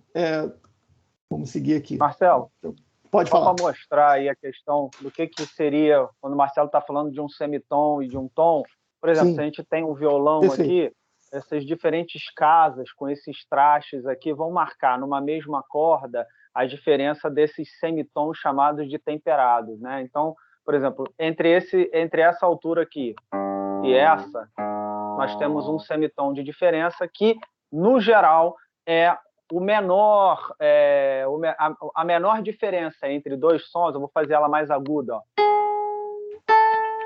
Seria a menor diferença entre dois sons dentro da música ocidental, né?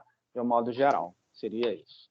E um tom, Perfeito. quando o Marcelo falou a diferença entre um tom e outro, é quando eu pulo uma casa do violão, por exemplo, ó. Ao invés de fazer eu posso fazer, pulei uma casa, né? Bem mais no agudo e aqui no grave. Isso seria um tom, aqui meio tom. Ou um semitom, né? E os semitons chamados de temperados, ou os semitons do temperamento igual. Marcelo, antes de você passar para o próximo slide, que vai falar sobre a questão do tempo, eu ia pedir para você colocar a gravação da gente tocando o arranjo do Adriano, por favor. Tá bom. Então me dá um segundo aqui que eu vou ter que descompartilhar para botar o som de novo. Eu tinha tirado, sem necessidade, depois eu raciocinei, mas eu podia só... Vamos lá, mas só um momento... Compartilhar de novo com o som agora. Tá? Tá aqui. Deixa eu só ajeitar aqui. Ficou numa posição ruim. Tudo certo? Posso... Estão vendo aí? Estou vendo, sim. Beleza. Ok. Então, play aqui, tá?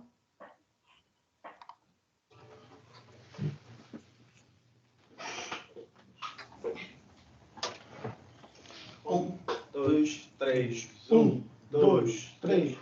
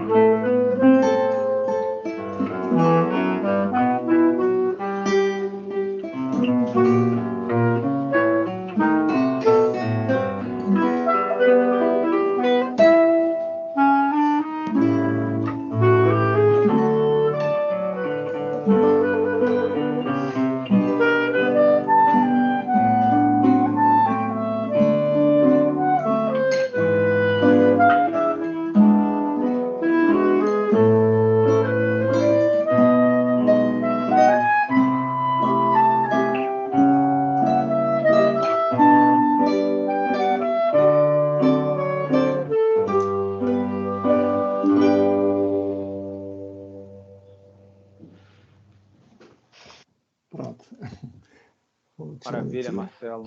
Deixa eu tirar aqui. Agora pode até colocar a questão dos slides. Tá. Voltar para lá, né? Tá. Bom, a gente estava... Marcelo, se você puder, depois, Sim. aquele vídeo que eu tinha colocado, não sei se você tem ele por aí, deixar ele preparado no slide para passar. Não, eu acabei não mexendo nele, ele está aqui no slide. Então ele está aí. Então ok. Vamos tentar aqui. Perfeito. Tá ótimo, então. Eu vou falar um pouquinho também, pessoal, sobre a questão da música e dos números. O Marcelo já adiantou um pouco isso sobre o Pitágoras, né? Mas é importante também trazer isso numa dimensão filosófica de uma forma um pouco mais específica. Eu já dei algumas pinceladas um pouquinho sobre isso, né?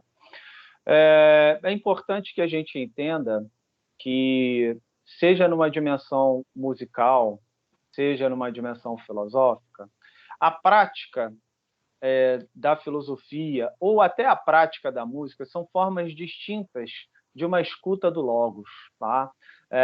No sentido de uma escuta do real, no sentido de uma escuta do humano, né? Eu coloco aqui, seja ela dentro de uma perspectiva formal, moral e ética, né?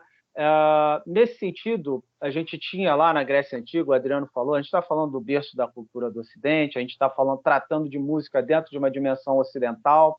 É bom que isso fique claro, porque a partir de outras perspectivas culturais, essas questões elas se modificam, elas trazem outras perspectivas de formas de lidar com o real e com a realidade, e necessariamente essa relação ela traz nuances que são muito importantes e que não poderiam deixar de ser consideradas. No entanto, a gente está falando aqui dentro de uma perspectiva da música ocidental, e nesse âmbito a gente traz, né, essa relação com os primórdios e com uma escuta do logos, uma escuta do real, uma escuta do próprio humano por si. Então, nos primórdios do Ocidente, essa relação ela sempre foi muito tentada ou buscada, até porque faz parte do ser humano, né, faz parte da humanidade, um descontentamento ou, para alguns, uma incompletude, e aí, nesse sentido, uma busca constante. E aí ficaria em questão para nós se porque o ser humano, na sua constituição, né, natural, é da natureza do ser humano, essa incompletude que se manifesta na perspectiva do sagrado, na dimensão da arte, na dimensão do pensamento, nas formas, né? Então, no âmbito do sagrado, o homem está sempre em busca do inexplicável, numa tentativa de contentar o incontentável, né?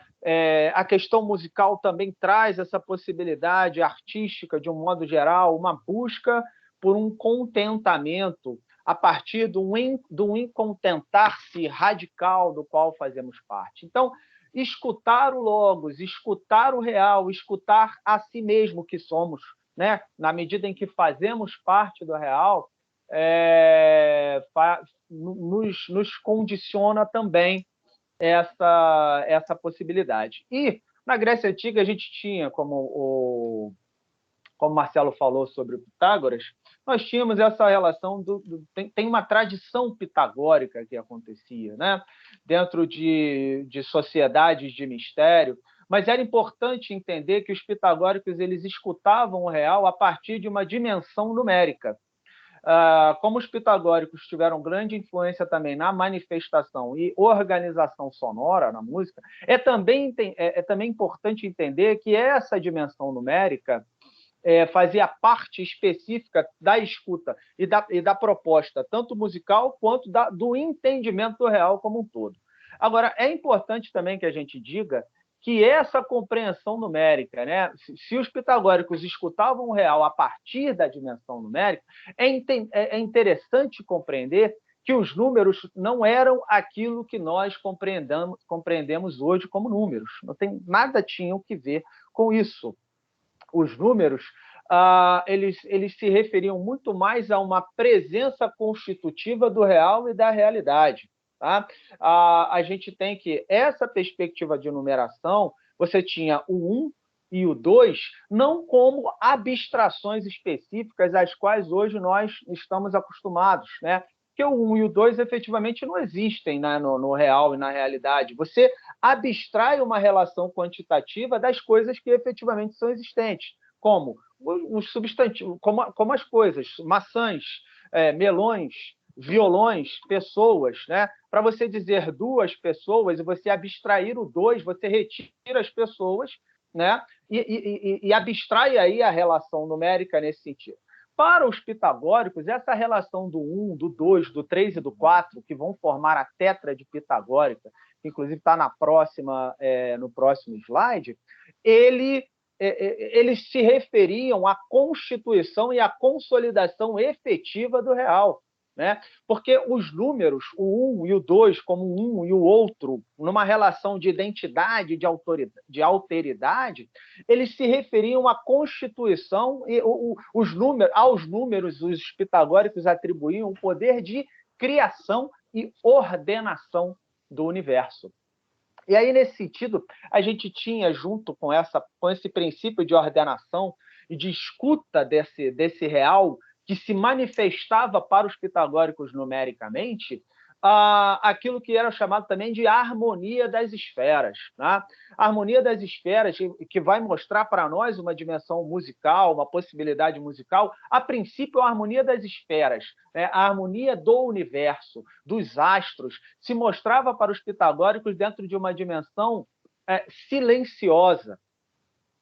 E a dimensão sonora é derivada dessa dimensão do silêncio, radicalmente falando, na medida em que essa perspectiva silenciosa se mostrava como o fundamento radical de toda a sonoridade poder acontecer e surgir. Então, é interessante compreender que, dentro desse processo pitagórico, de entendimento de Pitágoras, a música ela iria se mostrar dentro de uma perspectiva de processo de cura e ordenação. Porque se o número ele tinha o poder de criação do universo, também tem o poder de ordenação. E a música é como se ela fosse já uma presença dessa harmonia das esferas, mas de uma forma, não de uma forma pura, silenciosa, mas a partir dessa forma pura, silenciosa, a música se dava enquanto acontecia o processo de cura e como esse processo de cura? A partir da ordenação daquilo que estaria fora da ordem, né? Eu pedi para o Marcelo botar o outro vídeo, porque o som já pode, eu vou falar aqui rapidinho para você colocar. Tá. Nesse entendimento, hoje a musicoterapia, a gente já poderia se dizer que haveria uma musicoterapia nessa época, né? Na medida em que os pitagóricos, através da música, através dos sons, buscavam a ordenação do corpo, das desordens corporais, ou seja, das doenças. Isso se dava dentro de um processo de cura. Os pitagóricos estudavam lá, em segredo, processos de curar as desordens, as enfermidades pela música, e a gente já tinha lá algo que a gente comprovou agora, né? Recentemente, eu não sei efetivamente há quanto tempo a gente comprovou, mas a gente tem experimentos hoje que comprovam isso, e não os tinha talvez naquela época. A gente vai ver que o som ele influi diretamente na ordenação, influi em forma de ordenação da matéria. E a gente vai ver um vídeo agora em que sons de altura determinada promovem diferentes tipos de ordem a partir de uma granulação. Vai ter uma areia ali e pode soltar aí eu boto vídeo. com som ou sem som? O que você acha melhor? Pode botar com som. Com som, tá. Claro. Pode botar.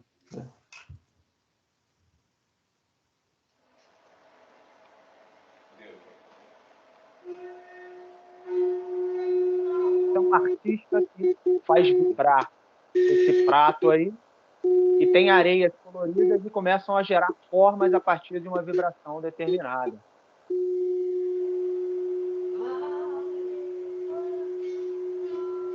Muito legal.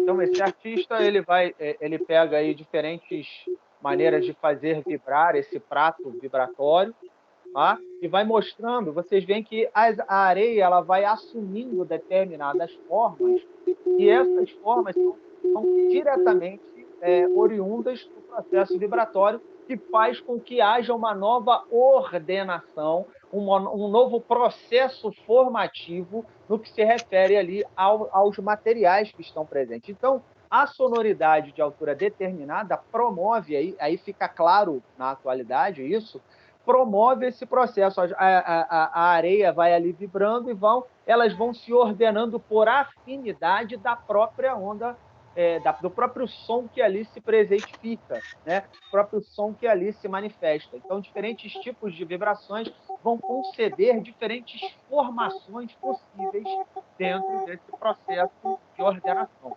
Pode até parar aí o vídeo, Tá. Marcelo. Ok. Né? Sim. Voltar naquele slide, porque a gente está com Tá. pouquíssimo tempo. A gente não vai conseguir falar sobre tudo que a gente quer falar, né? Sim. Mas aí a questão da música e dos números em Pitágoras se entende, né? Eu trouxe aí, essa figura, ela representa aí a tétrade, né? Tetrarques pitagórica, em que o 1 se referia ao mais fundamental dentro de um processo radical de ser, um processo ontológico. O número para os pitagóricos não era um processo abstrato, mas era um processo, se dava dentro de uma relação ontologos, né? De uma relação ontológica, de constituição e consolidação das coisas, de modo que aquilo que foi falado anteriormente, aos números eram atribuídos o poder efetivo de criação e de ordenação das coisas, né? E é claro que, a partir dessa relação numérica, você tem aí essa tétrade, que tem toda uma relação com perfeição. Você tinha uma dimensão que, a partir desses estudos pitagóricos, se fala de uma geometria sagrada na atualidade. Então, tinha uma relação que hoje nós poderíamos chamar de ciência. Nessa época não era ciência, é uma investigação que juntava uma série de dimensões de modo multidisciplinar, né? falando de uma investigação acerca do mistério da realidade dentro de um âmbito do sagrado, dentro de um âmbito do pensamento, que a gente poderia chamar, nesse caso específico da Grécia, de filosofia, e dentro de uma dimensão também artística, quando lidava, por mais que essa arte, no caso musical, se desse dentro de uma dimensão funcional específica, essa funcionalidade também não deixava de ter a sua dimensão plástica enquanto artisticidade, na medida em que havia, sim, e efetivamente, a formação musical. Não vai dar agora muito tempo para eu falar sobre a questão do tempo. Eu pedi para mostrar aquela gravação que a gente conseguiu fazer, mas eu queria só mostrar para vocês uma questão rápida aqui. Desculpa aí estar mostrando, que o celular está mexendo aqui. Há uma diferença entre a gente tocar... Desculpa, fala, Marcelo. Não, o slide. Mexe no slide, não, deixa aqui mesmo. Então não falou nada? Pode mexer, mas vai mudar, vai para outra coisa, não tem nada a ver com isso que eu vou falar agora. Não, então tudo bem. Que a gente está falando aqui das durações, o próximo slide vai falar das durações. As durações no sentido preciso, como eu tocar com um metrônomo, como a gente fez para a gravação, para ser possível juntar uma coisa na outra, né? Como isso aqui, ó.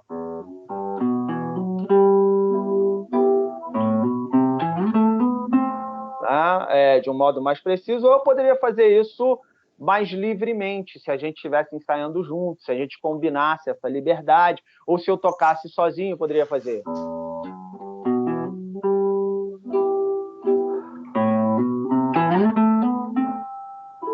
Uma liberdade de tempo muito maior no que se refere às figuras, né, sem fazer com que a música, em termos formais, fosse prejudicada, tá? Mas é apenas para mostrar para vocês que aquela questão anterior, apesar da música ter toda essa relação com Pitágoras, com números, com uma relação que não tem que ver, quando se fala dos números, com a precisão, para mostrar uma relação que eu iria fazer a posteriori, mas não vai dar tempo, do vídeo, com uma questão temporal e com a questão da duração o que é tempo na música, né? Quais são as diferentes experiências de tempo que são evocadas e experimentadas no fazer musical, tá?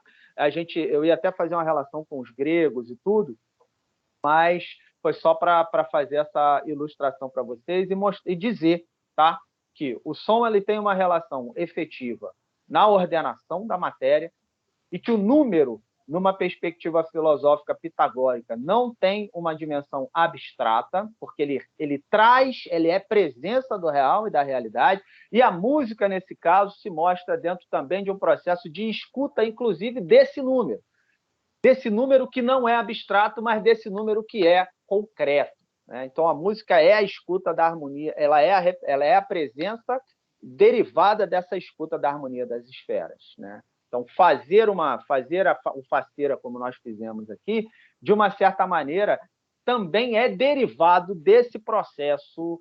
Não que a gente tenha levado isso em consideração, mas nós somos tributários, né? Nós devemos a esse processo que se iniciou lá na Grécia Antiga. Pode passar, Marcelo. Agora, as figuras rítmicas, não sei se dá tempo de falar muito, mas é com o Adriano, né? Se o Adriano quiser falar, não sei se vale a pena, ou se a gente encerra antes. Voltei. O slide não está aparecendo muito bem aqui para mim. Aham. Tá Então, no figuras rítmicas. beleza, abriu. Foi. Bom, aqui é a perspectiva de deslocamento no tempo, né, da música. E essas são as figuras de ritmo e tempo que a gente usa tanto para simbolizar o som, né, a nota musical, ou o silêncio, né?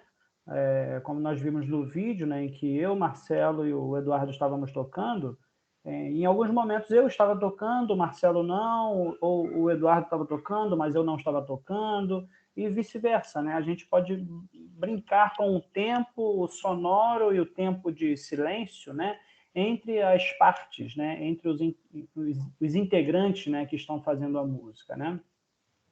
Então, aqui na primeira coluna, né, nós temos as figuras de silêncio, que são as pausas, né? Isso na coluna da esquerda, né? A primeira coluna do lado esquerdo.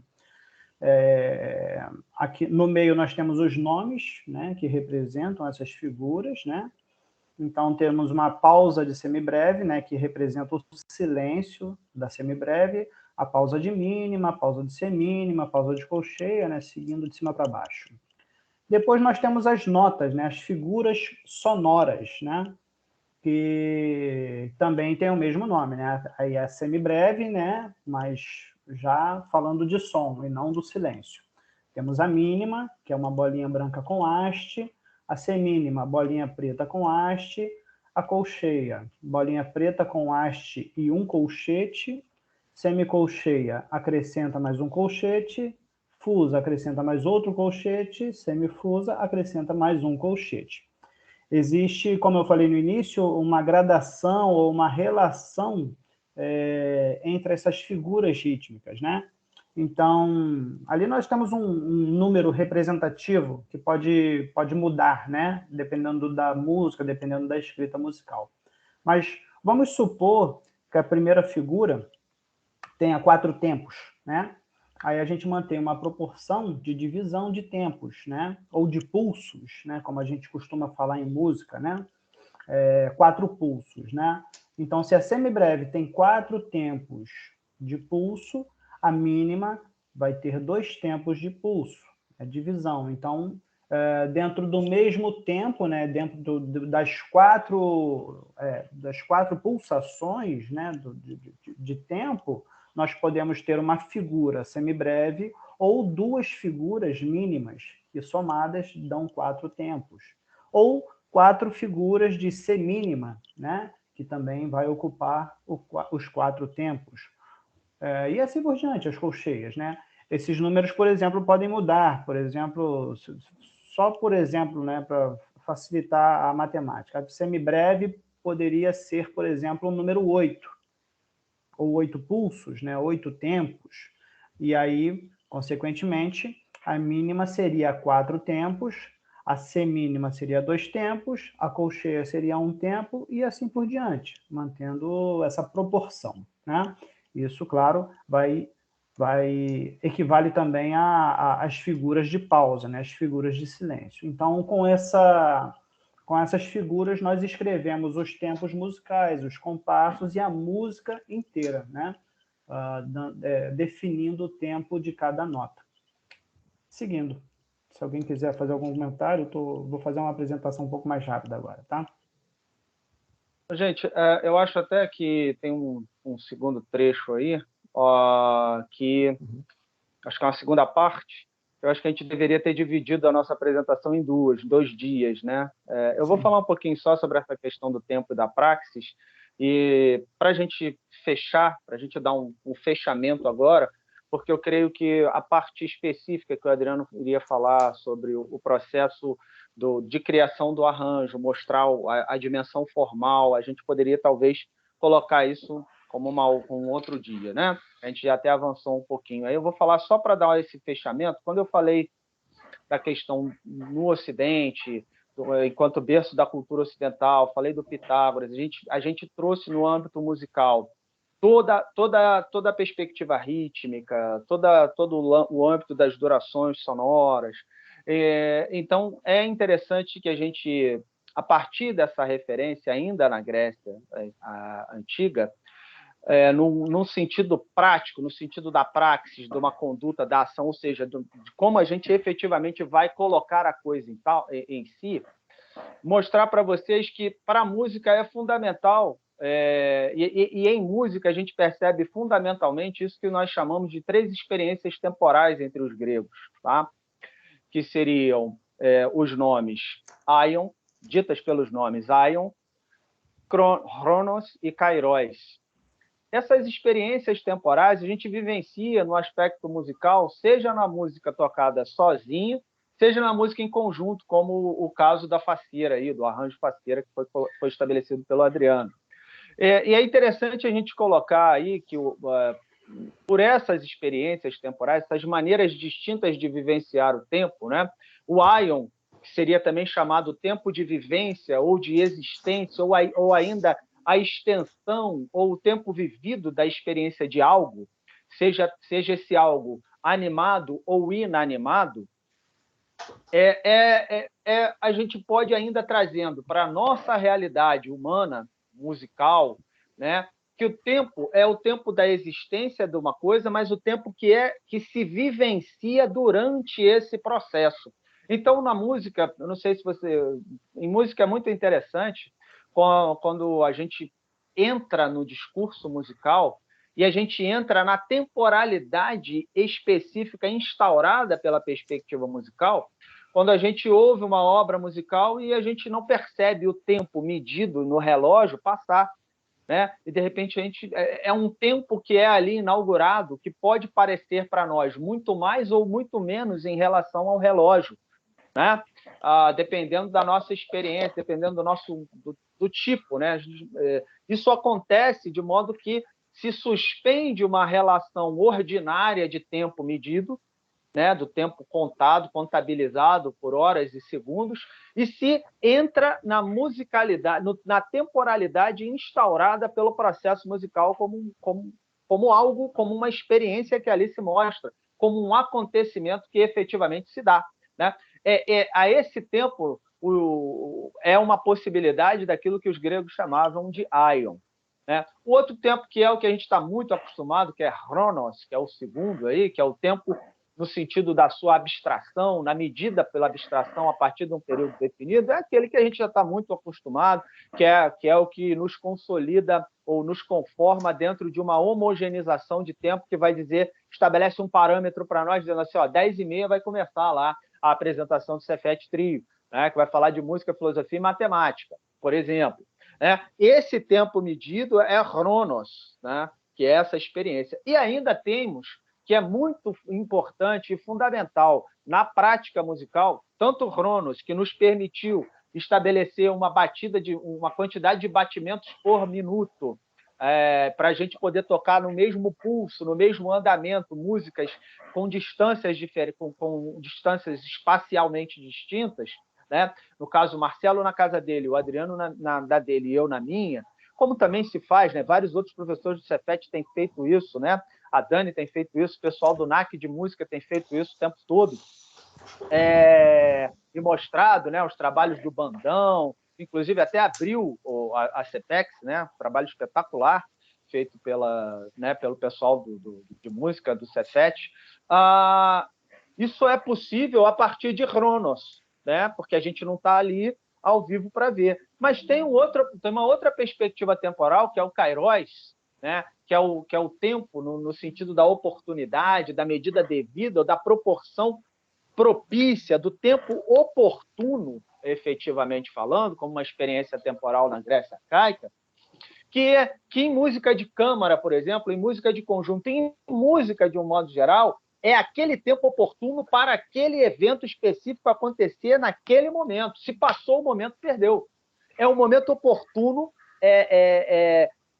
que dialoga com as outras perspectivas temporais específicas de Aion, de Cronos também, mas é um momento oportuno que leva a acontecer. Esse agora é o propício, agora é aquele momento propício para tal coisa acontecer no conjunto e na conjuntura, né?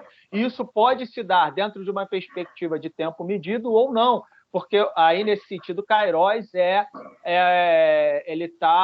ele abarca Cronos, né? O tempo medido, mas ele é superior nessa dimensão, porque o Kairos não é uma abstração também. Ele, junto com o Aion, tanto o Aion quanto o Kairos, no âmbito das vivências e experiências, e principalmente na perspectiva musical, não são tempos abstratos, não são tempos de uma medida parametricamente estabelecida no âmbito de uma escala de tempo, mas são tempos em que a própria concretude da experiência, o próprio acontecimento por si, mostra e manifesta, né, como é o caso das apresentações, das possibilidades de acontecimento de música de câmara. No nosso caso, no vídeo apresentado por nós aí do Faceira, que leva em consideração uma série de questões, mas que primordialmente hoje vigora Cronos, porque a gente teve que estabelecer um padrão para poder se comunicar à distância. Porque quando a gente está em conjunto, por toda uma relação de ligação, de linguagem não verbal, no caso dos ensaios em música, a gente consegue estabelecer uma unidade que ultrapassa essa relação da medição, da medida abstrata paramétrica. Porque a medida ela sempre acontece em música, mas ela acontece também pelo estabelecimento musical e não por elementos externos à música, né? Não sei se teriam questões para se colocar, se o Adriano ou... Não, eu só vou sugerir, Eduardo e Marcelo e a todos os presentes, que ao invés da gente apresentar o slide a partir daqui para frente, só para eu finalizar, né, a gente colocar a gravação de novo, e aí eu vou narrando a forma musical diante do acontecimento musical. Mas aí a gente finaliza dessa forma, tudo bem?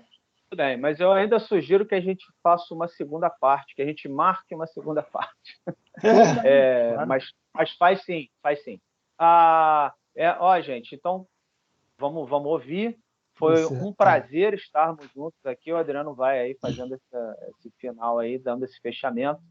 Mas foi uma alegria aí para nós, tá? Agradecer a presença de todo mundo, agradecer a participação aí de todos os presentes, agradecer mais uma vez o DEAC, NAC, enfim, todo o Cefet. Vamos lá, gente. Eu não sei se eu posso mudar aqui o volume, bota um pouquinho menor, é isso? Será? Aí me avisa se está ouvindo. Tá bom, eu vou narrando a forma musical, tá? Tá, vê se assim fica bom. Tá bom. Vamos lá. Tá ouvindo o som do vídeo? Ainda não. Vou começar a ouvir agora. 1, 2, 3. 1, 2, 3. Gente, essa é uma introdução à música. Uma ambientação para a música começar a acontecer. Agora a música efetivamente acontece.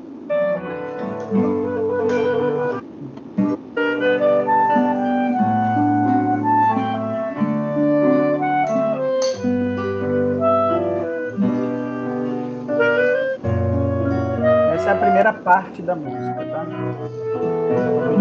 parte A.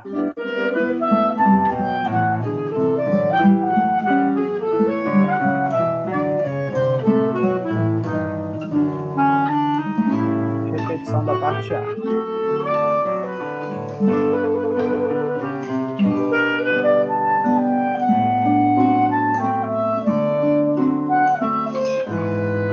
Uma variação da parte A.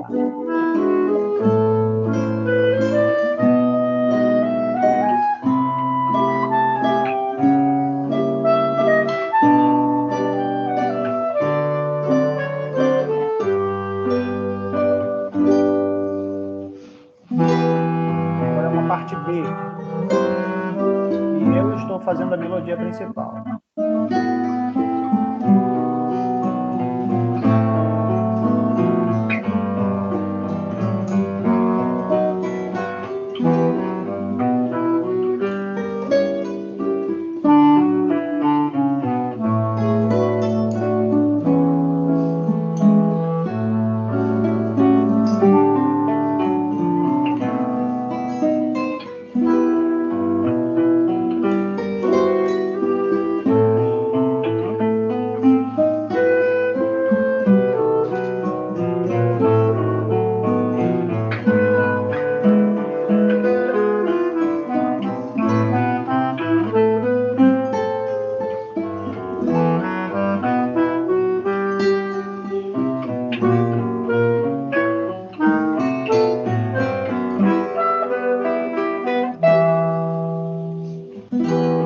Repetição da parte B ainda.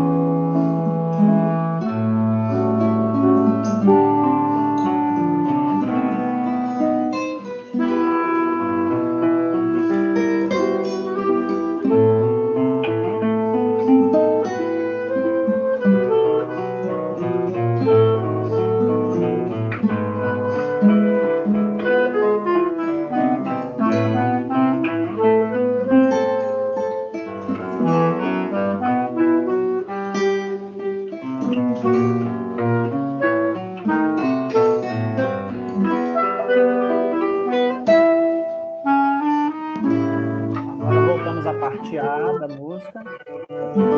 E a melodia principal voltou para o clarinete.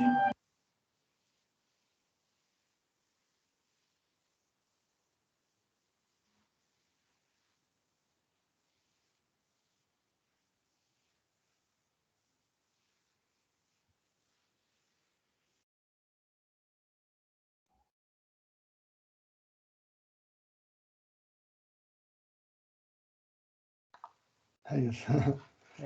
Existe ainda uma terceira parte dessa música, que é o que a gente chamaria de parte C, né?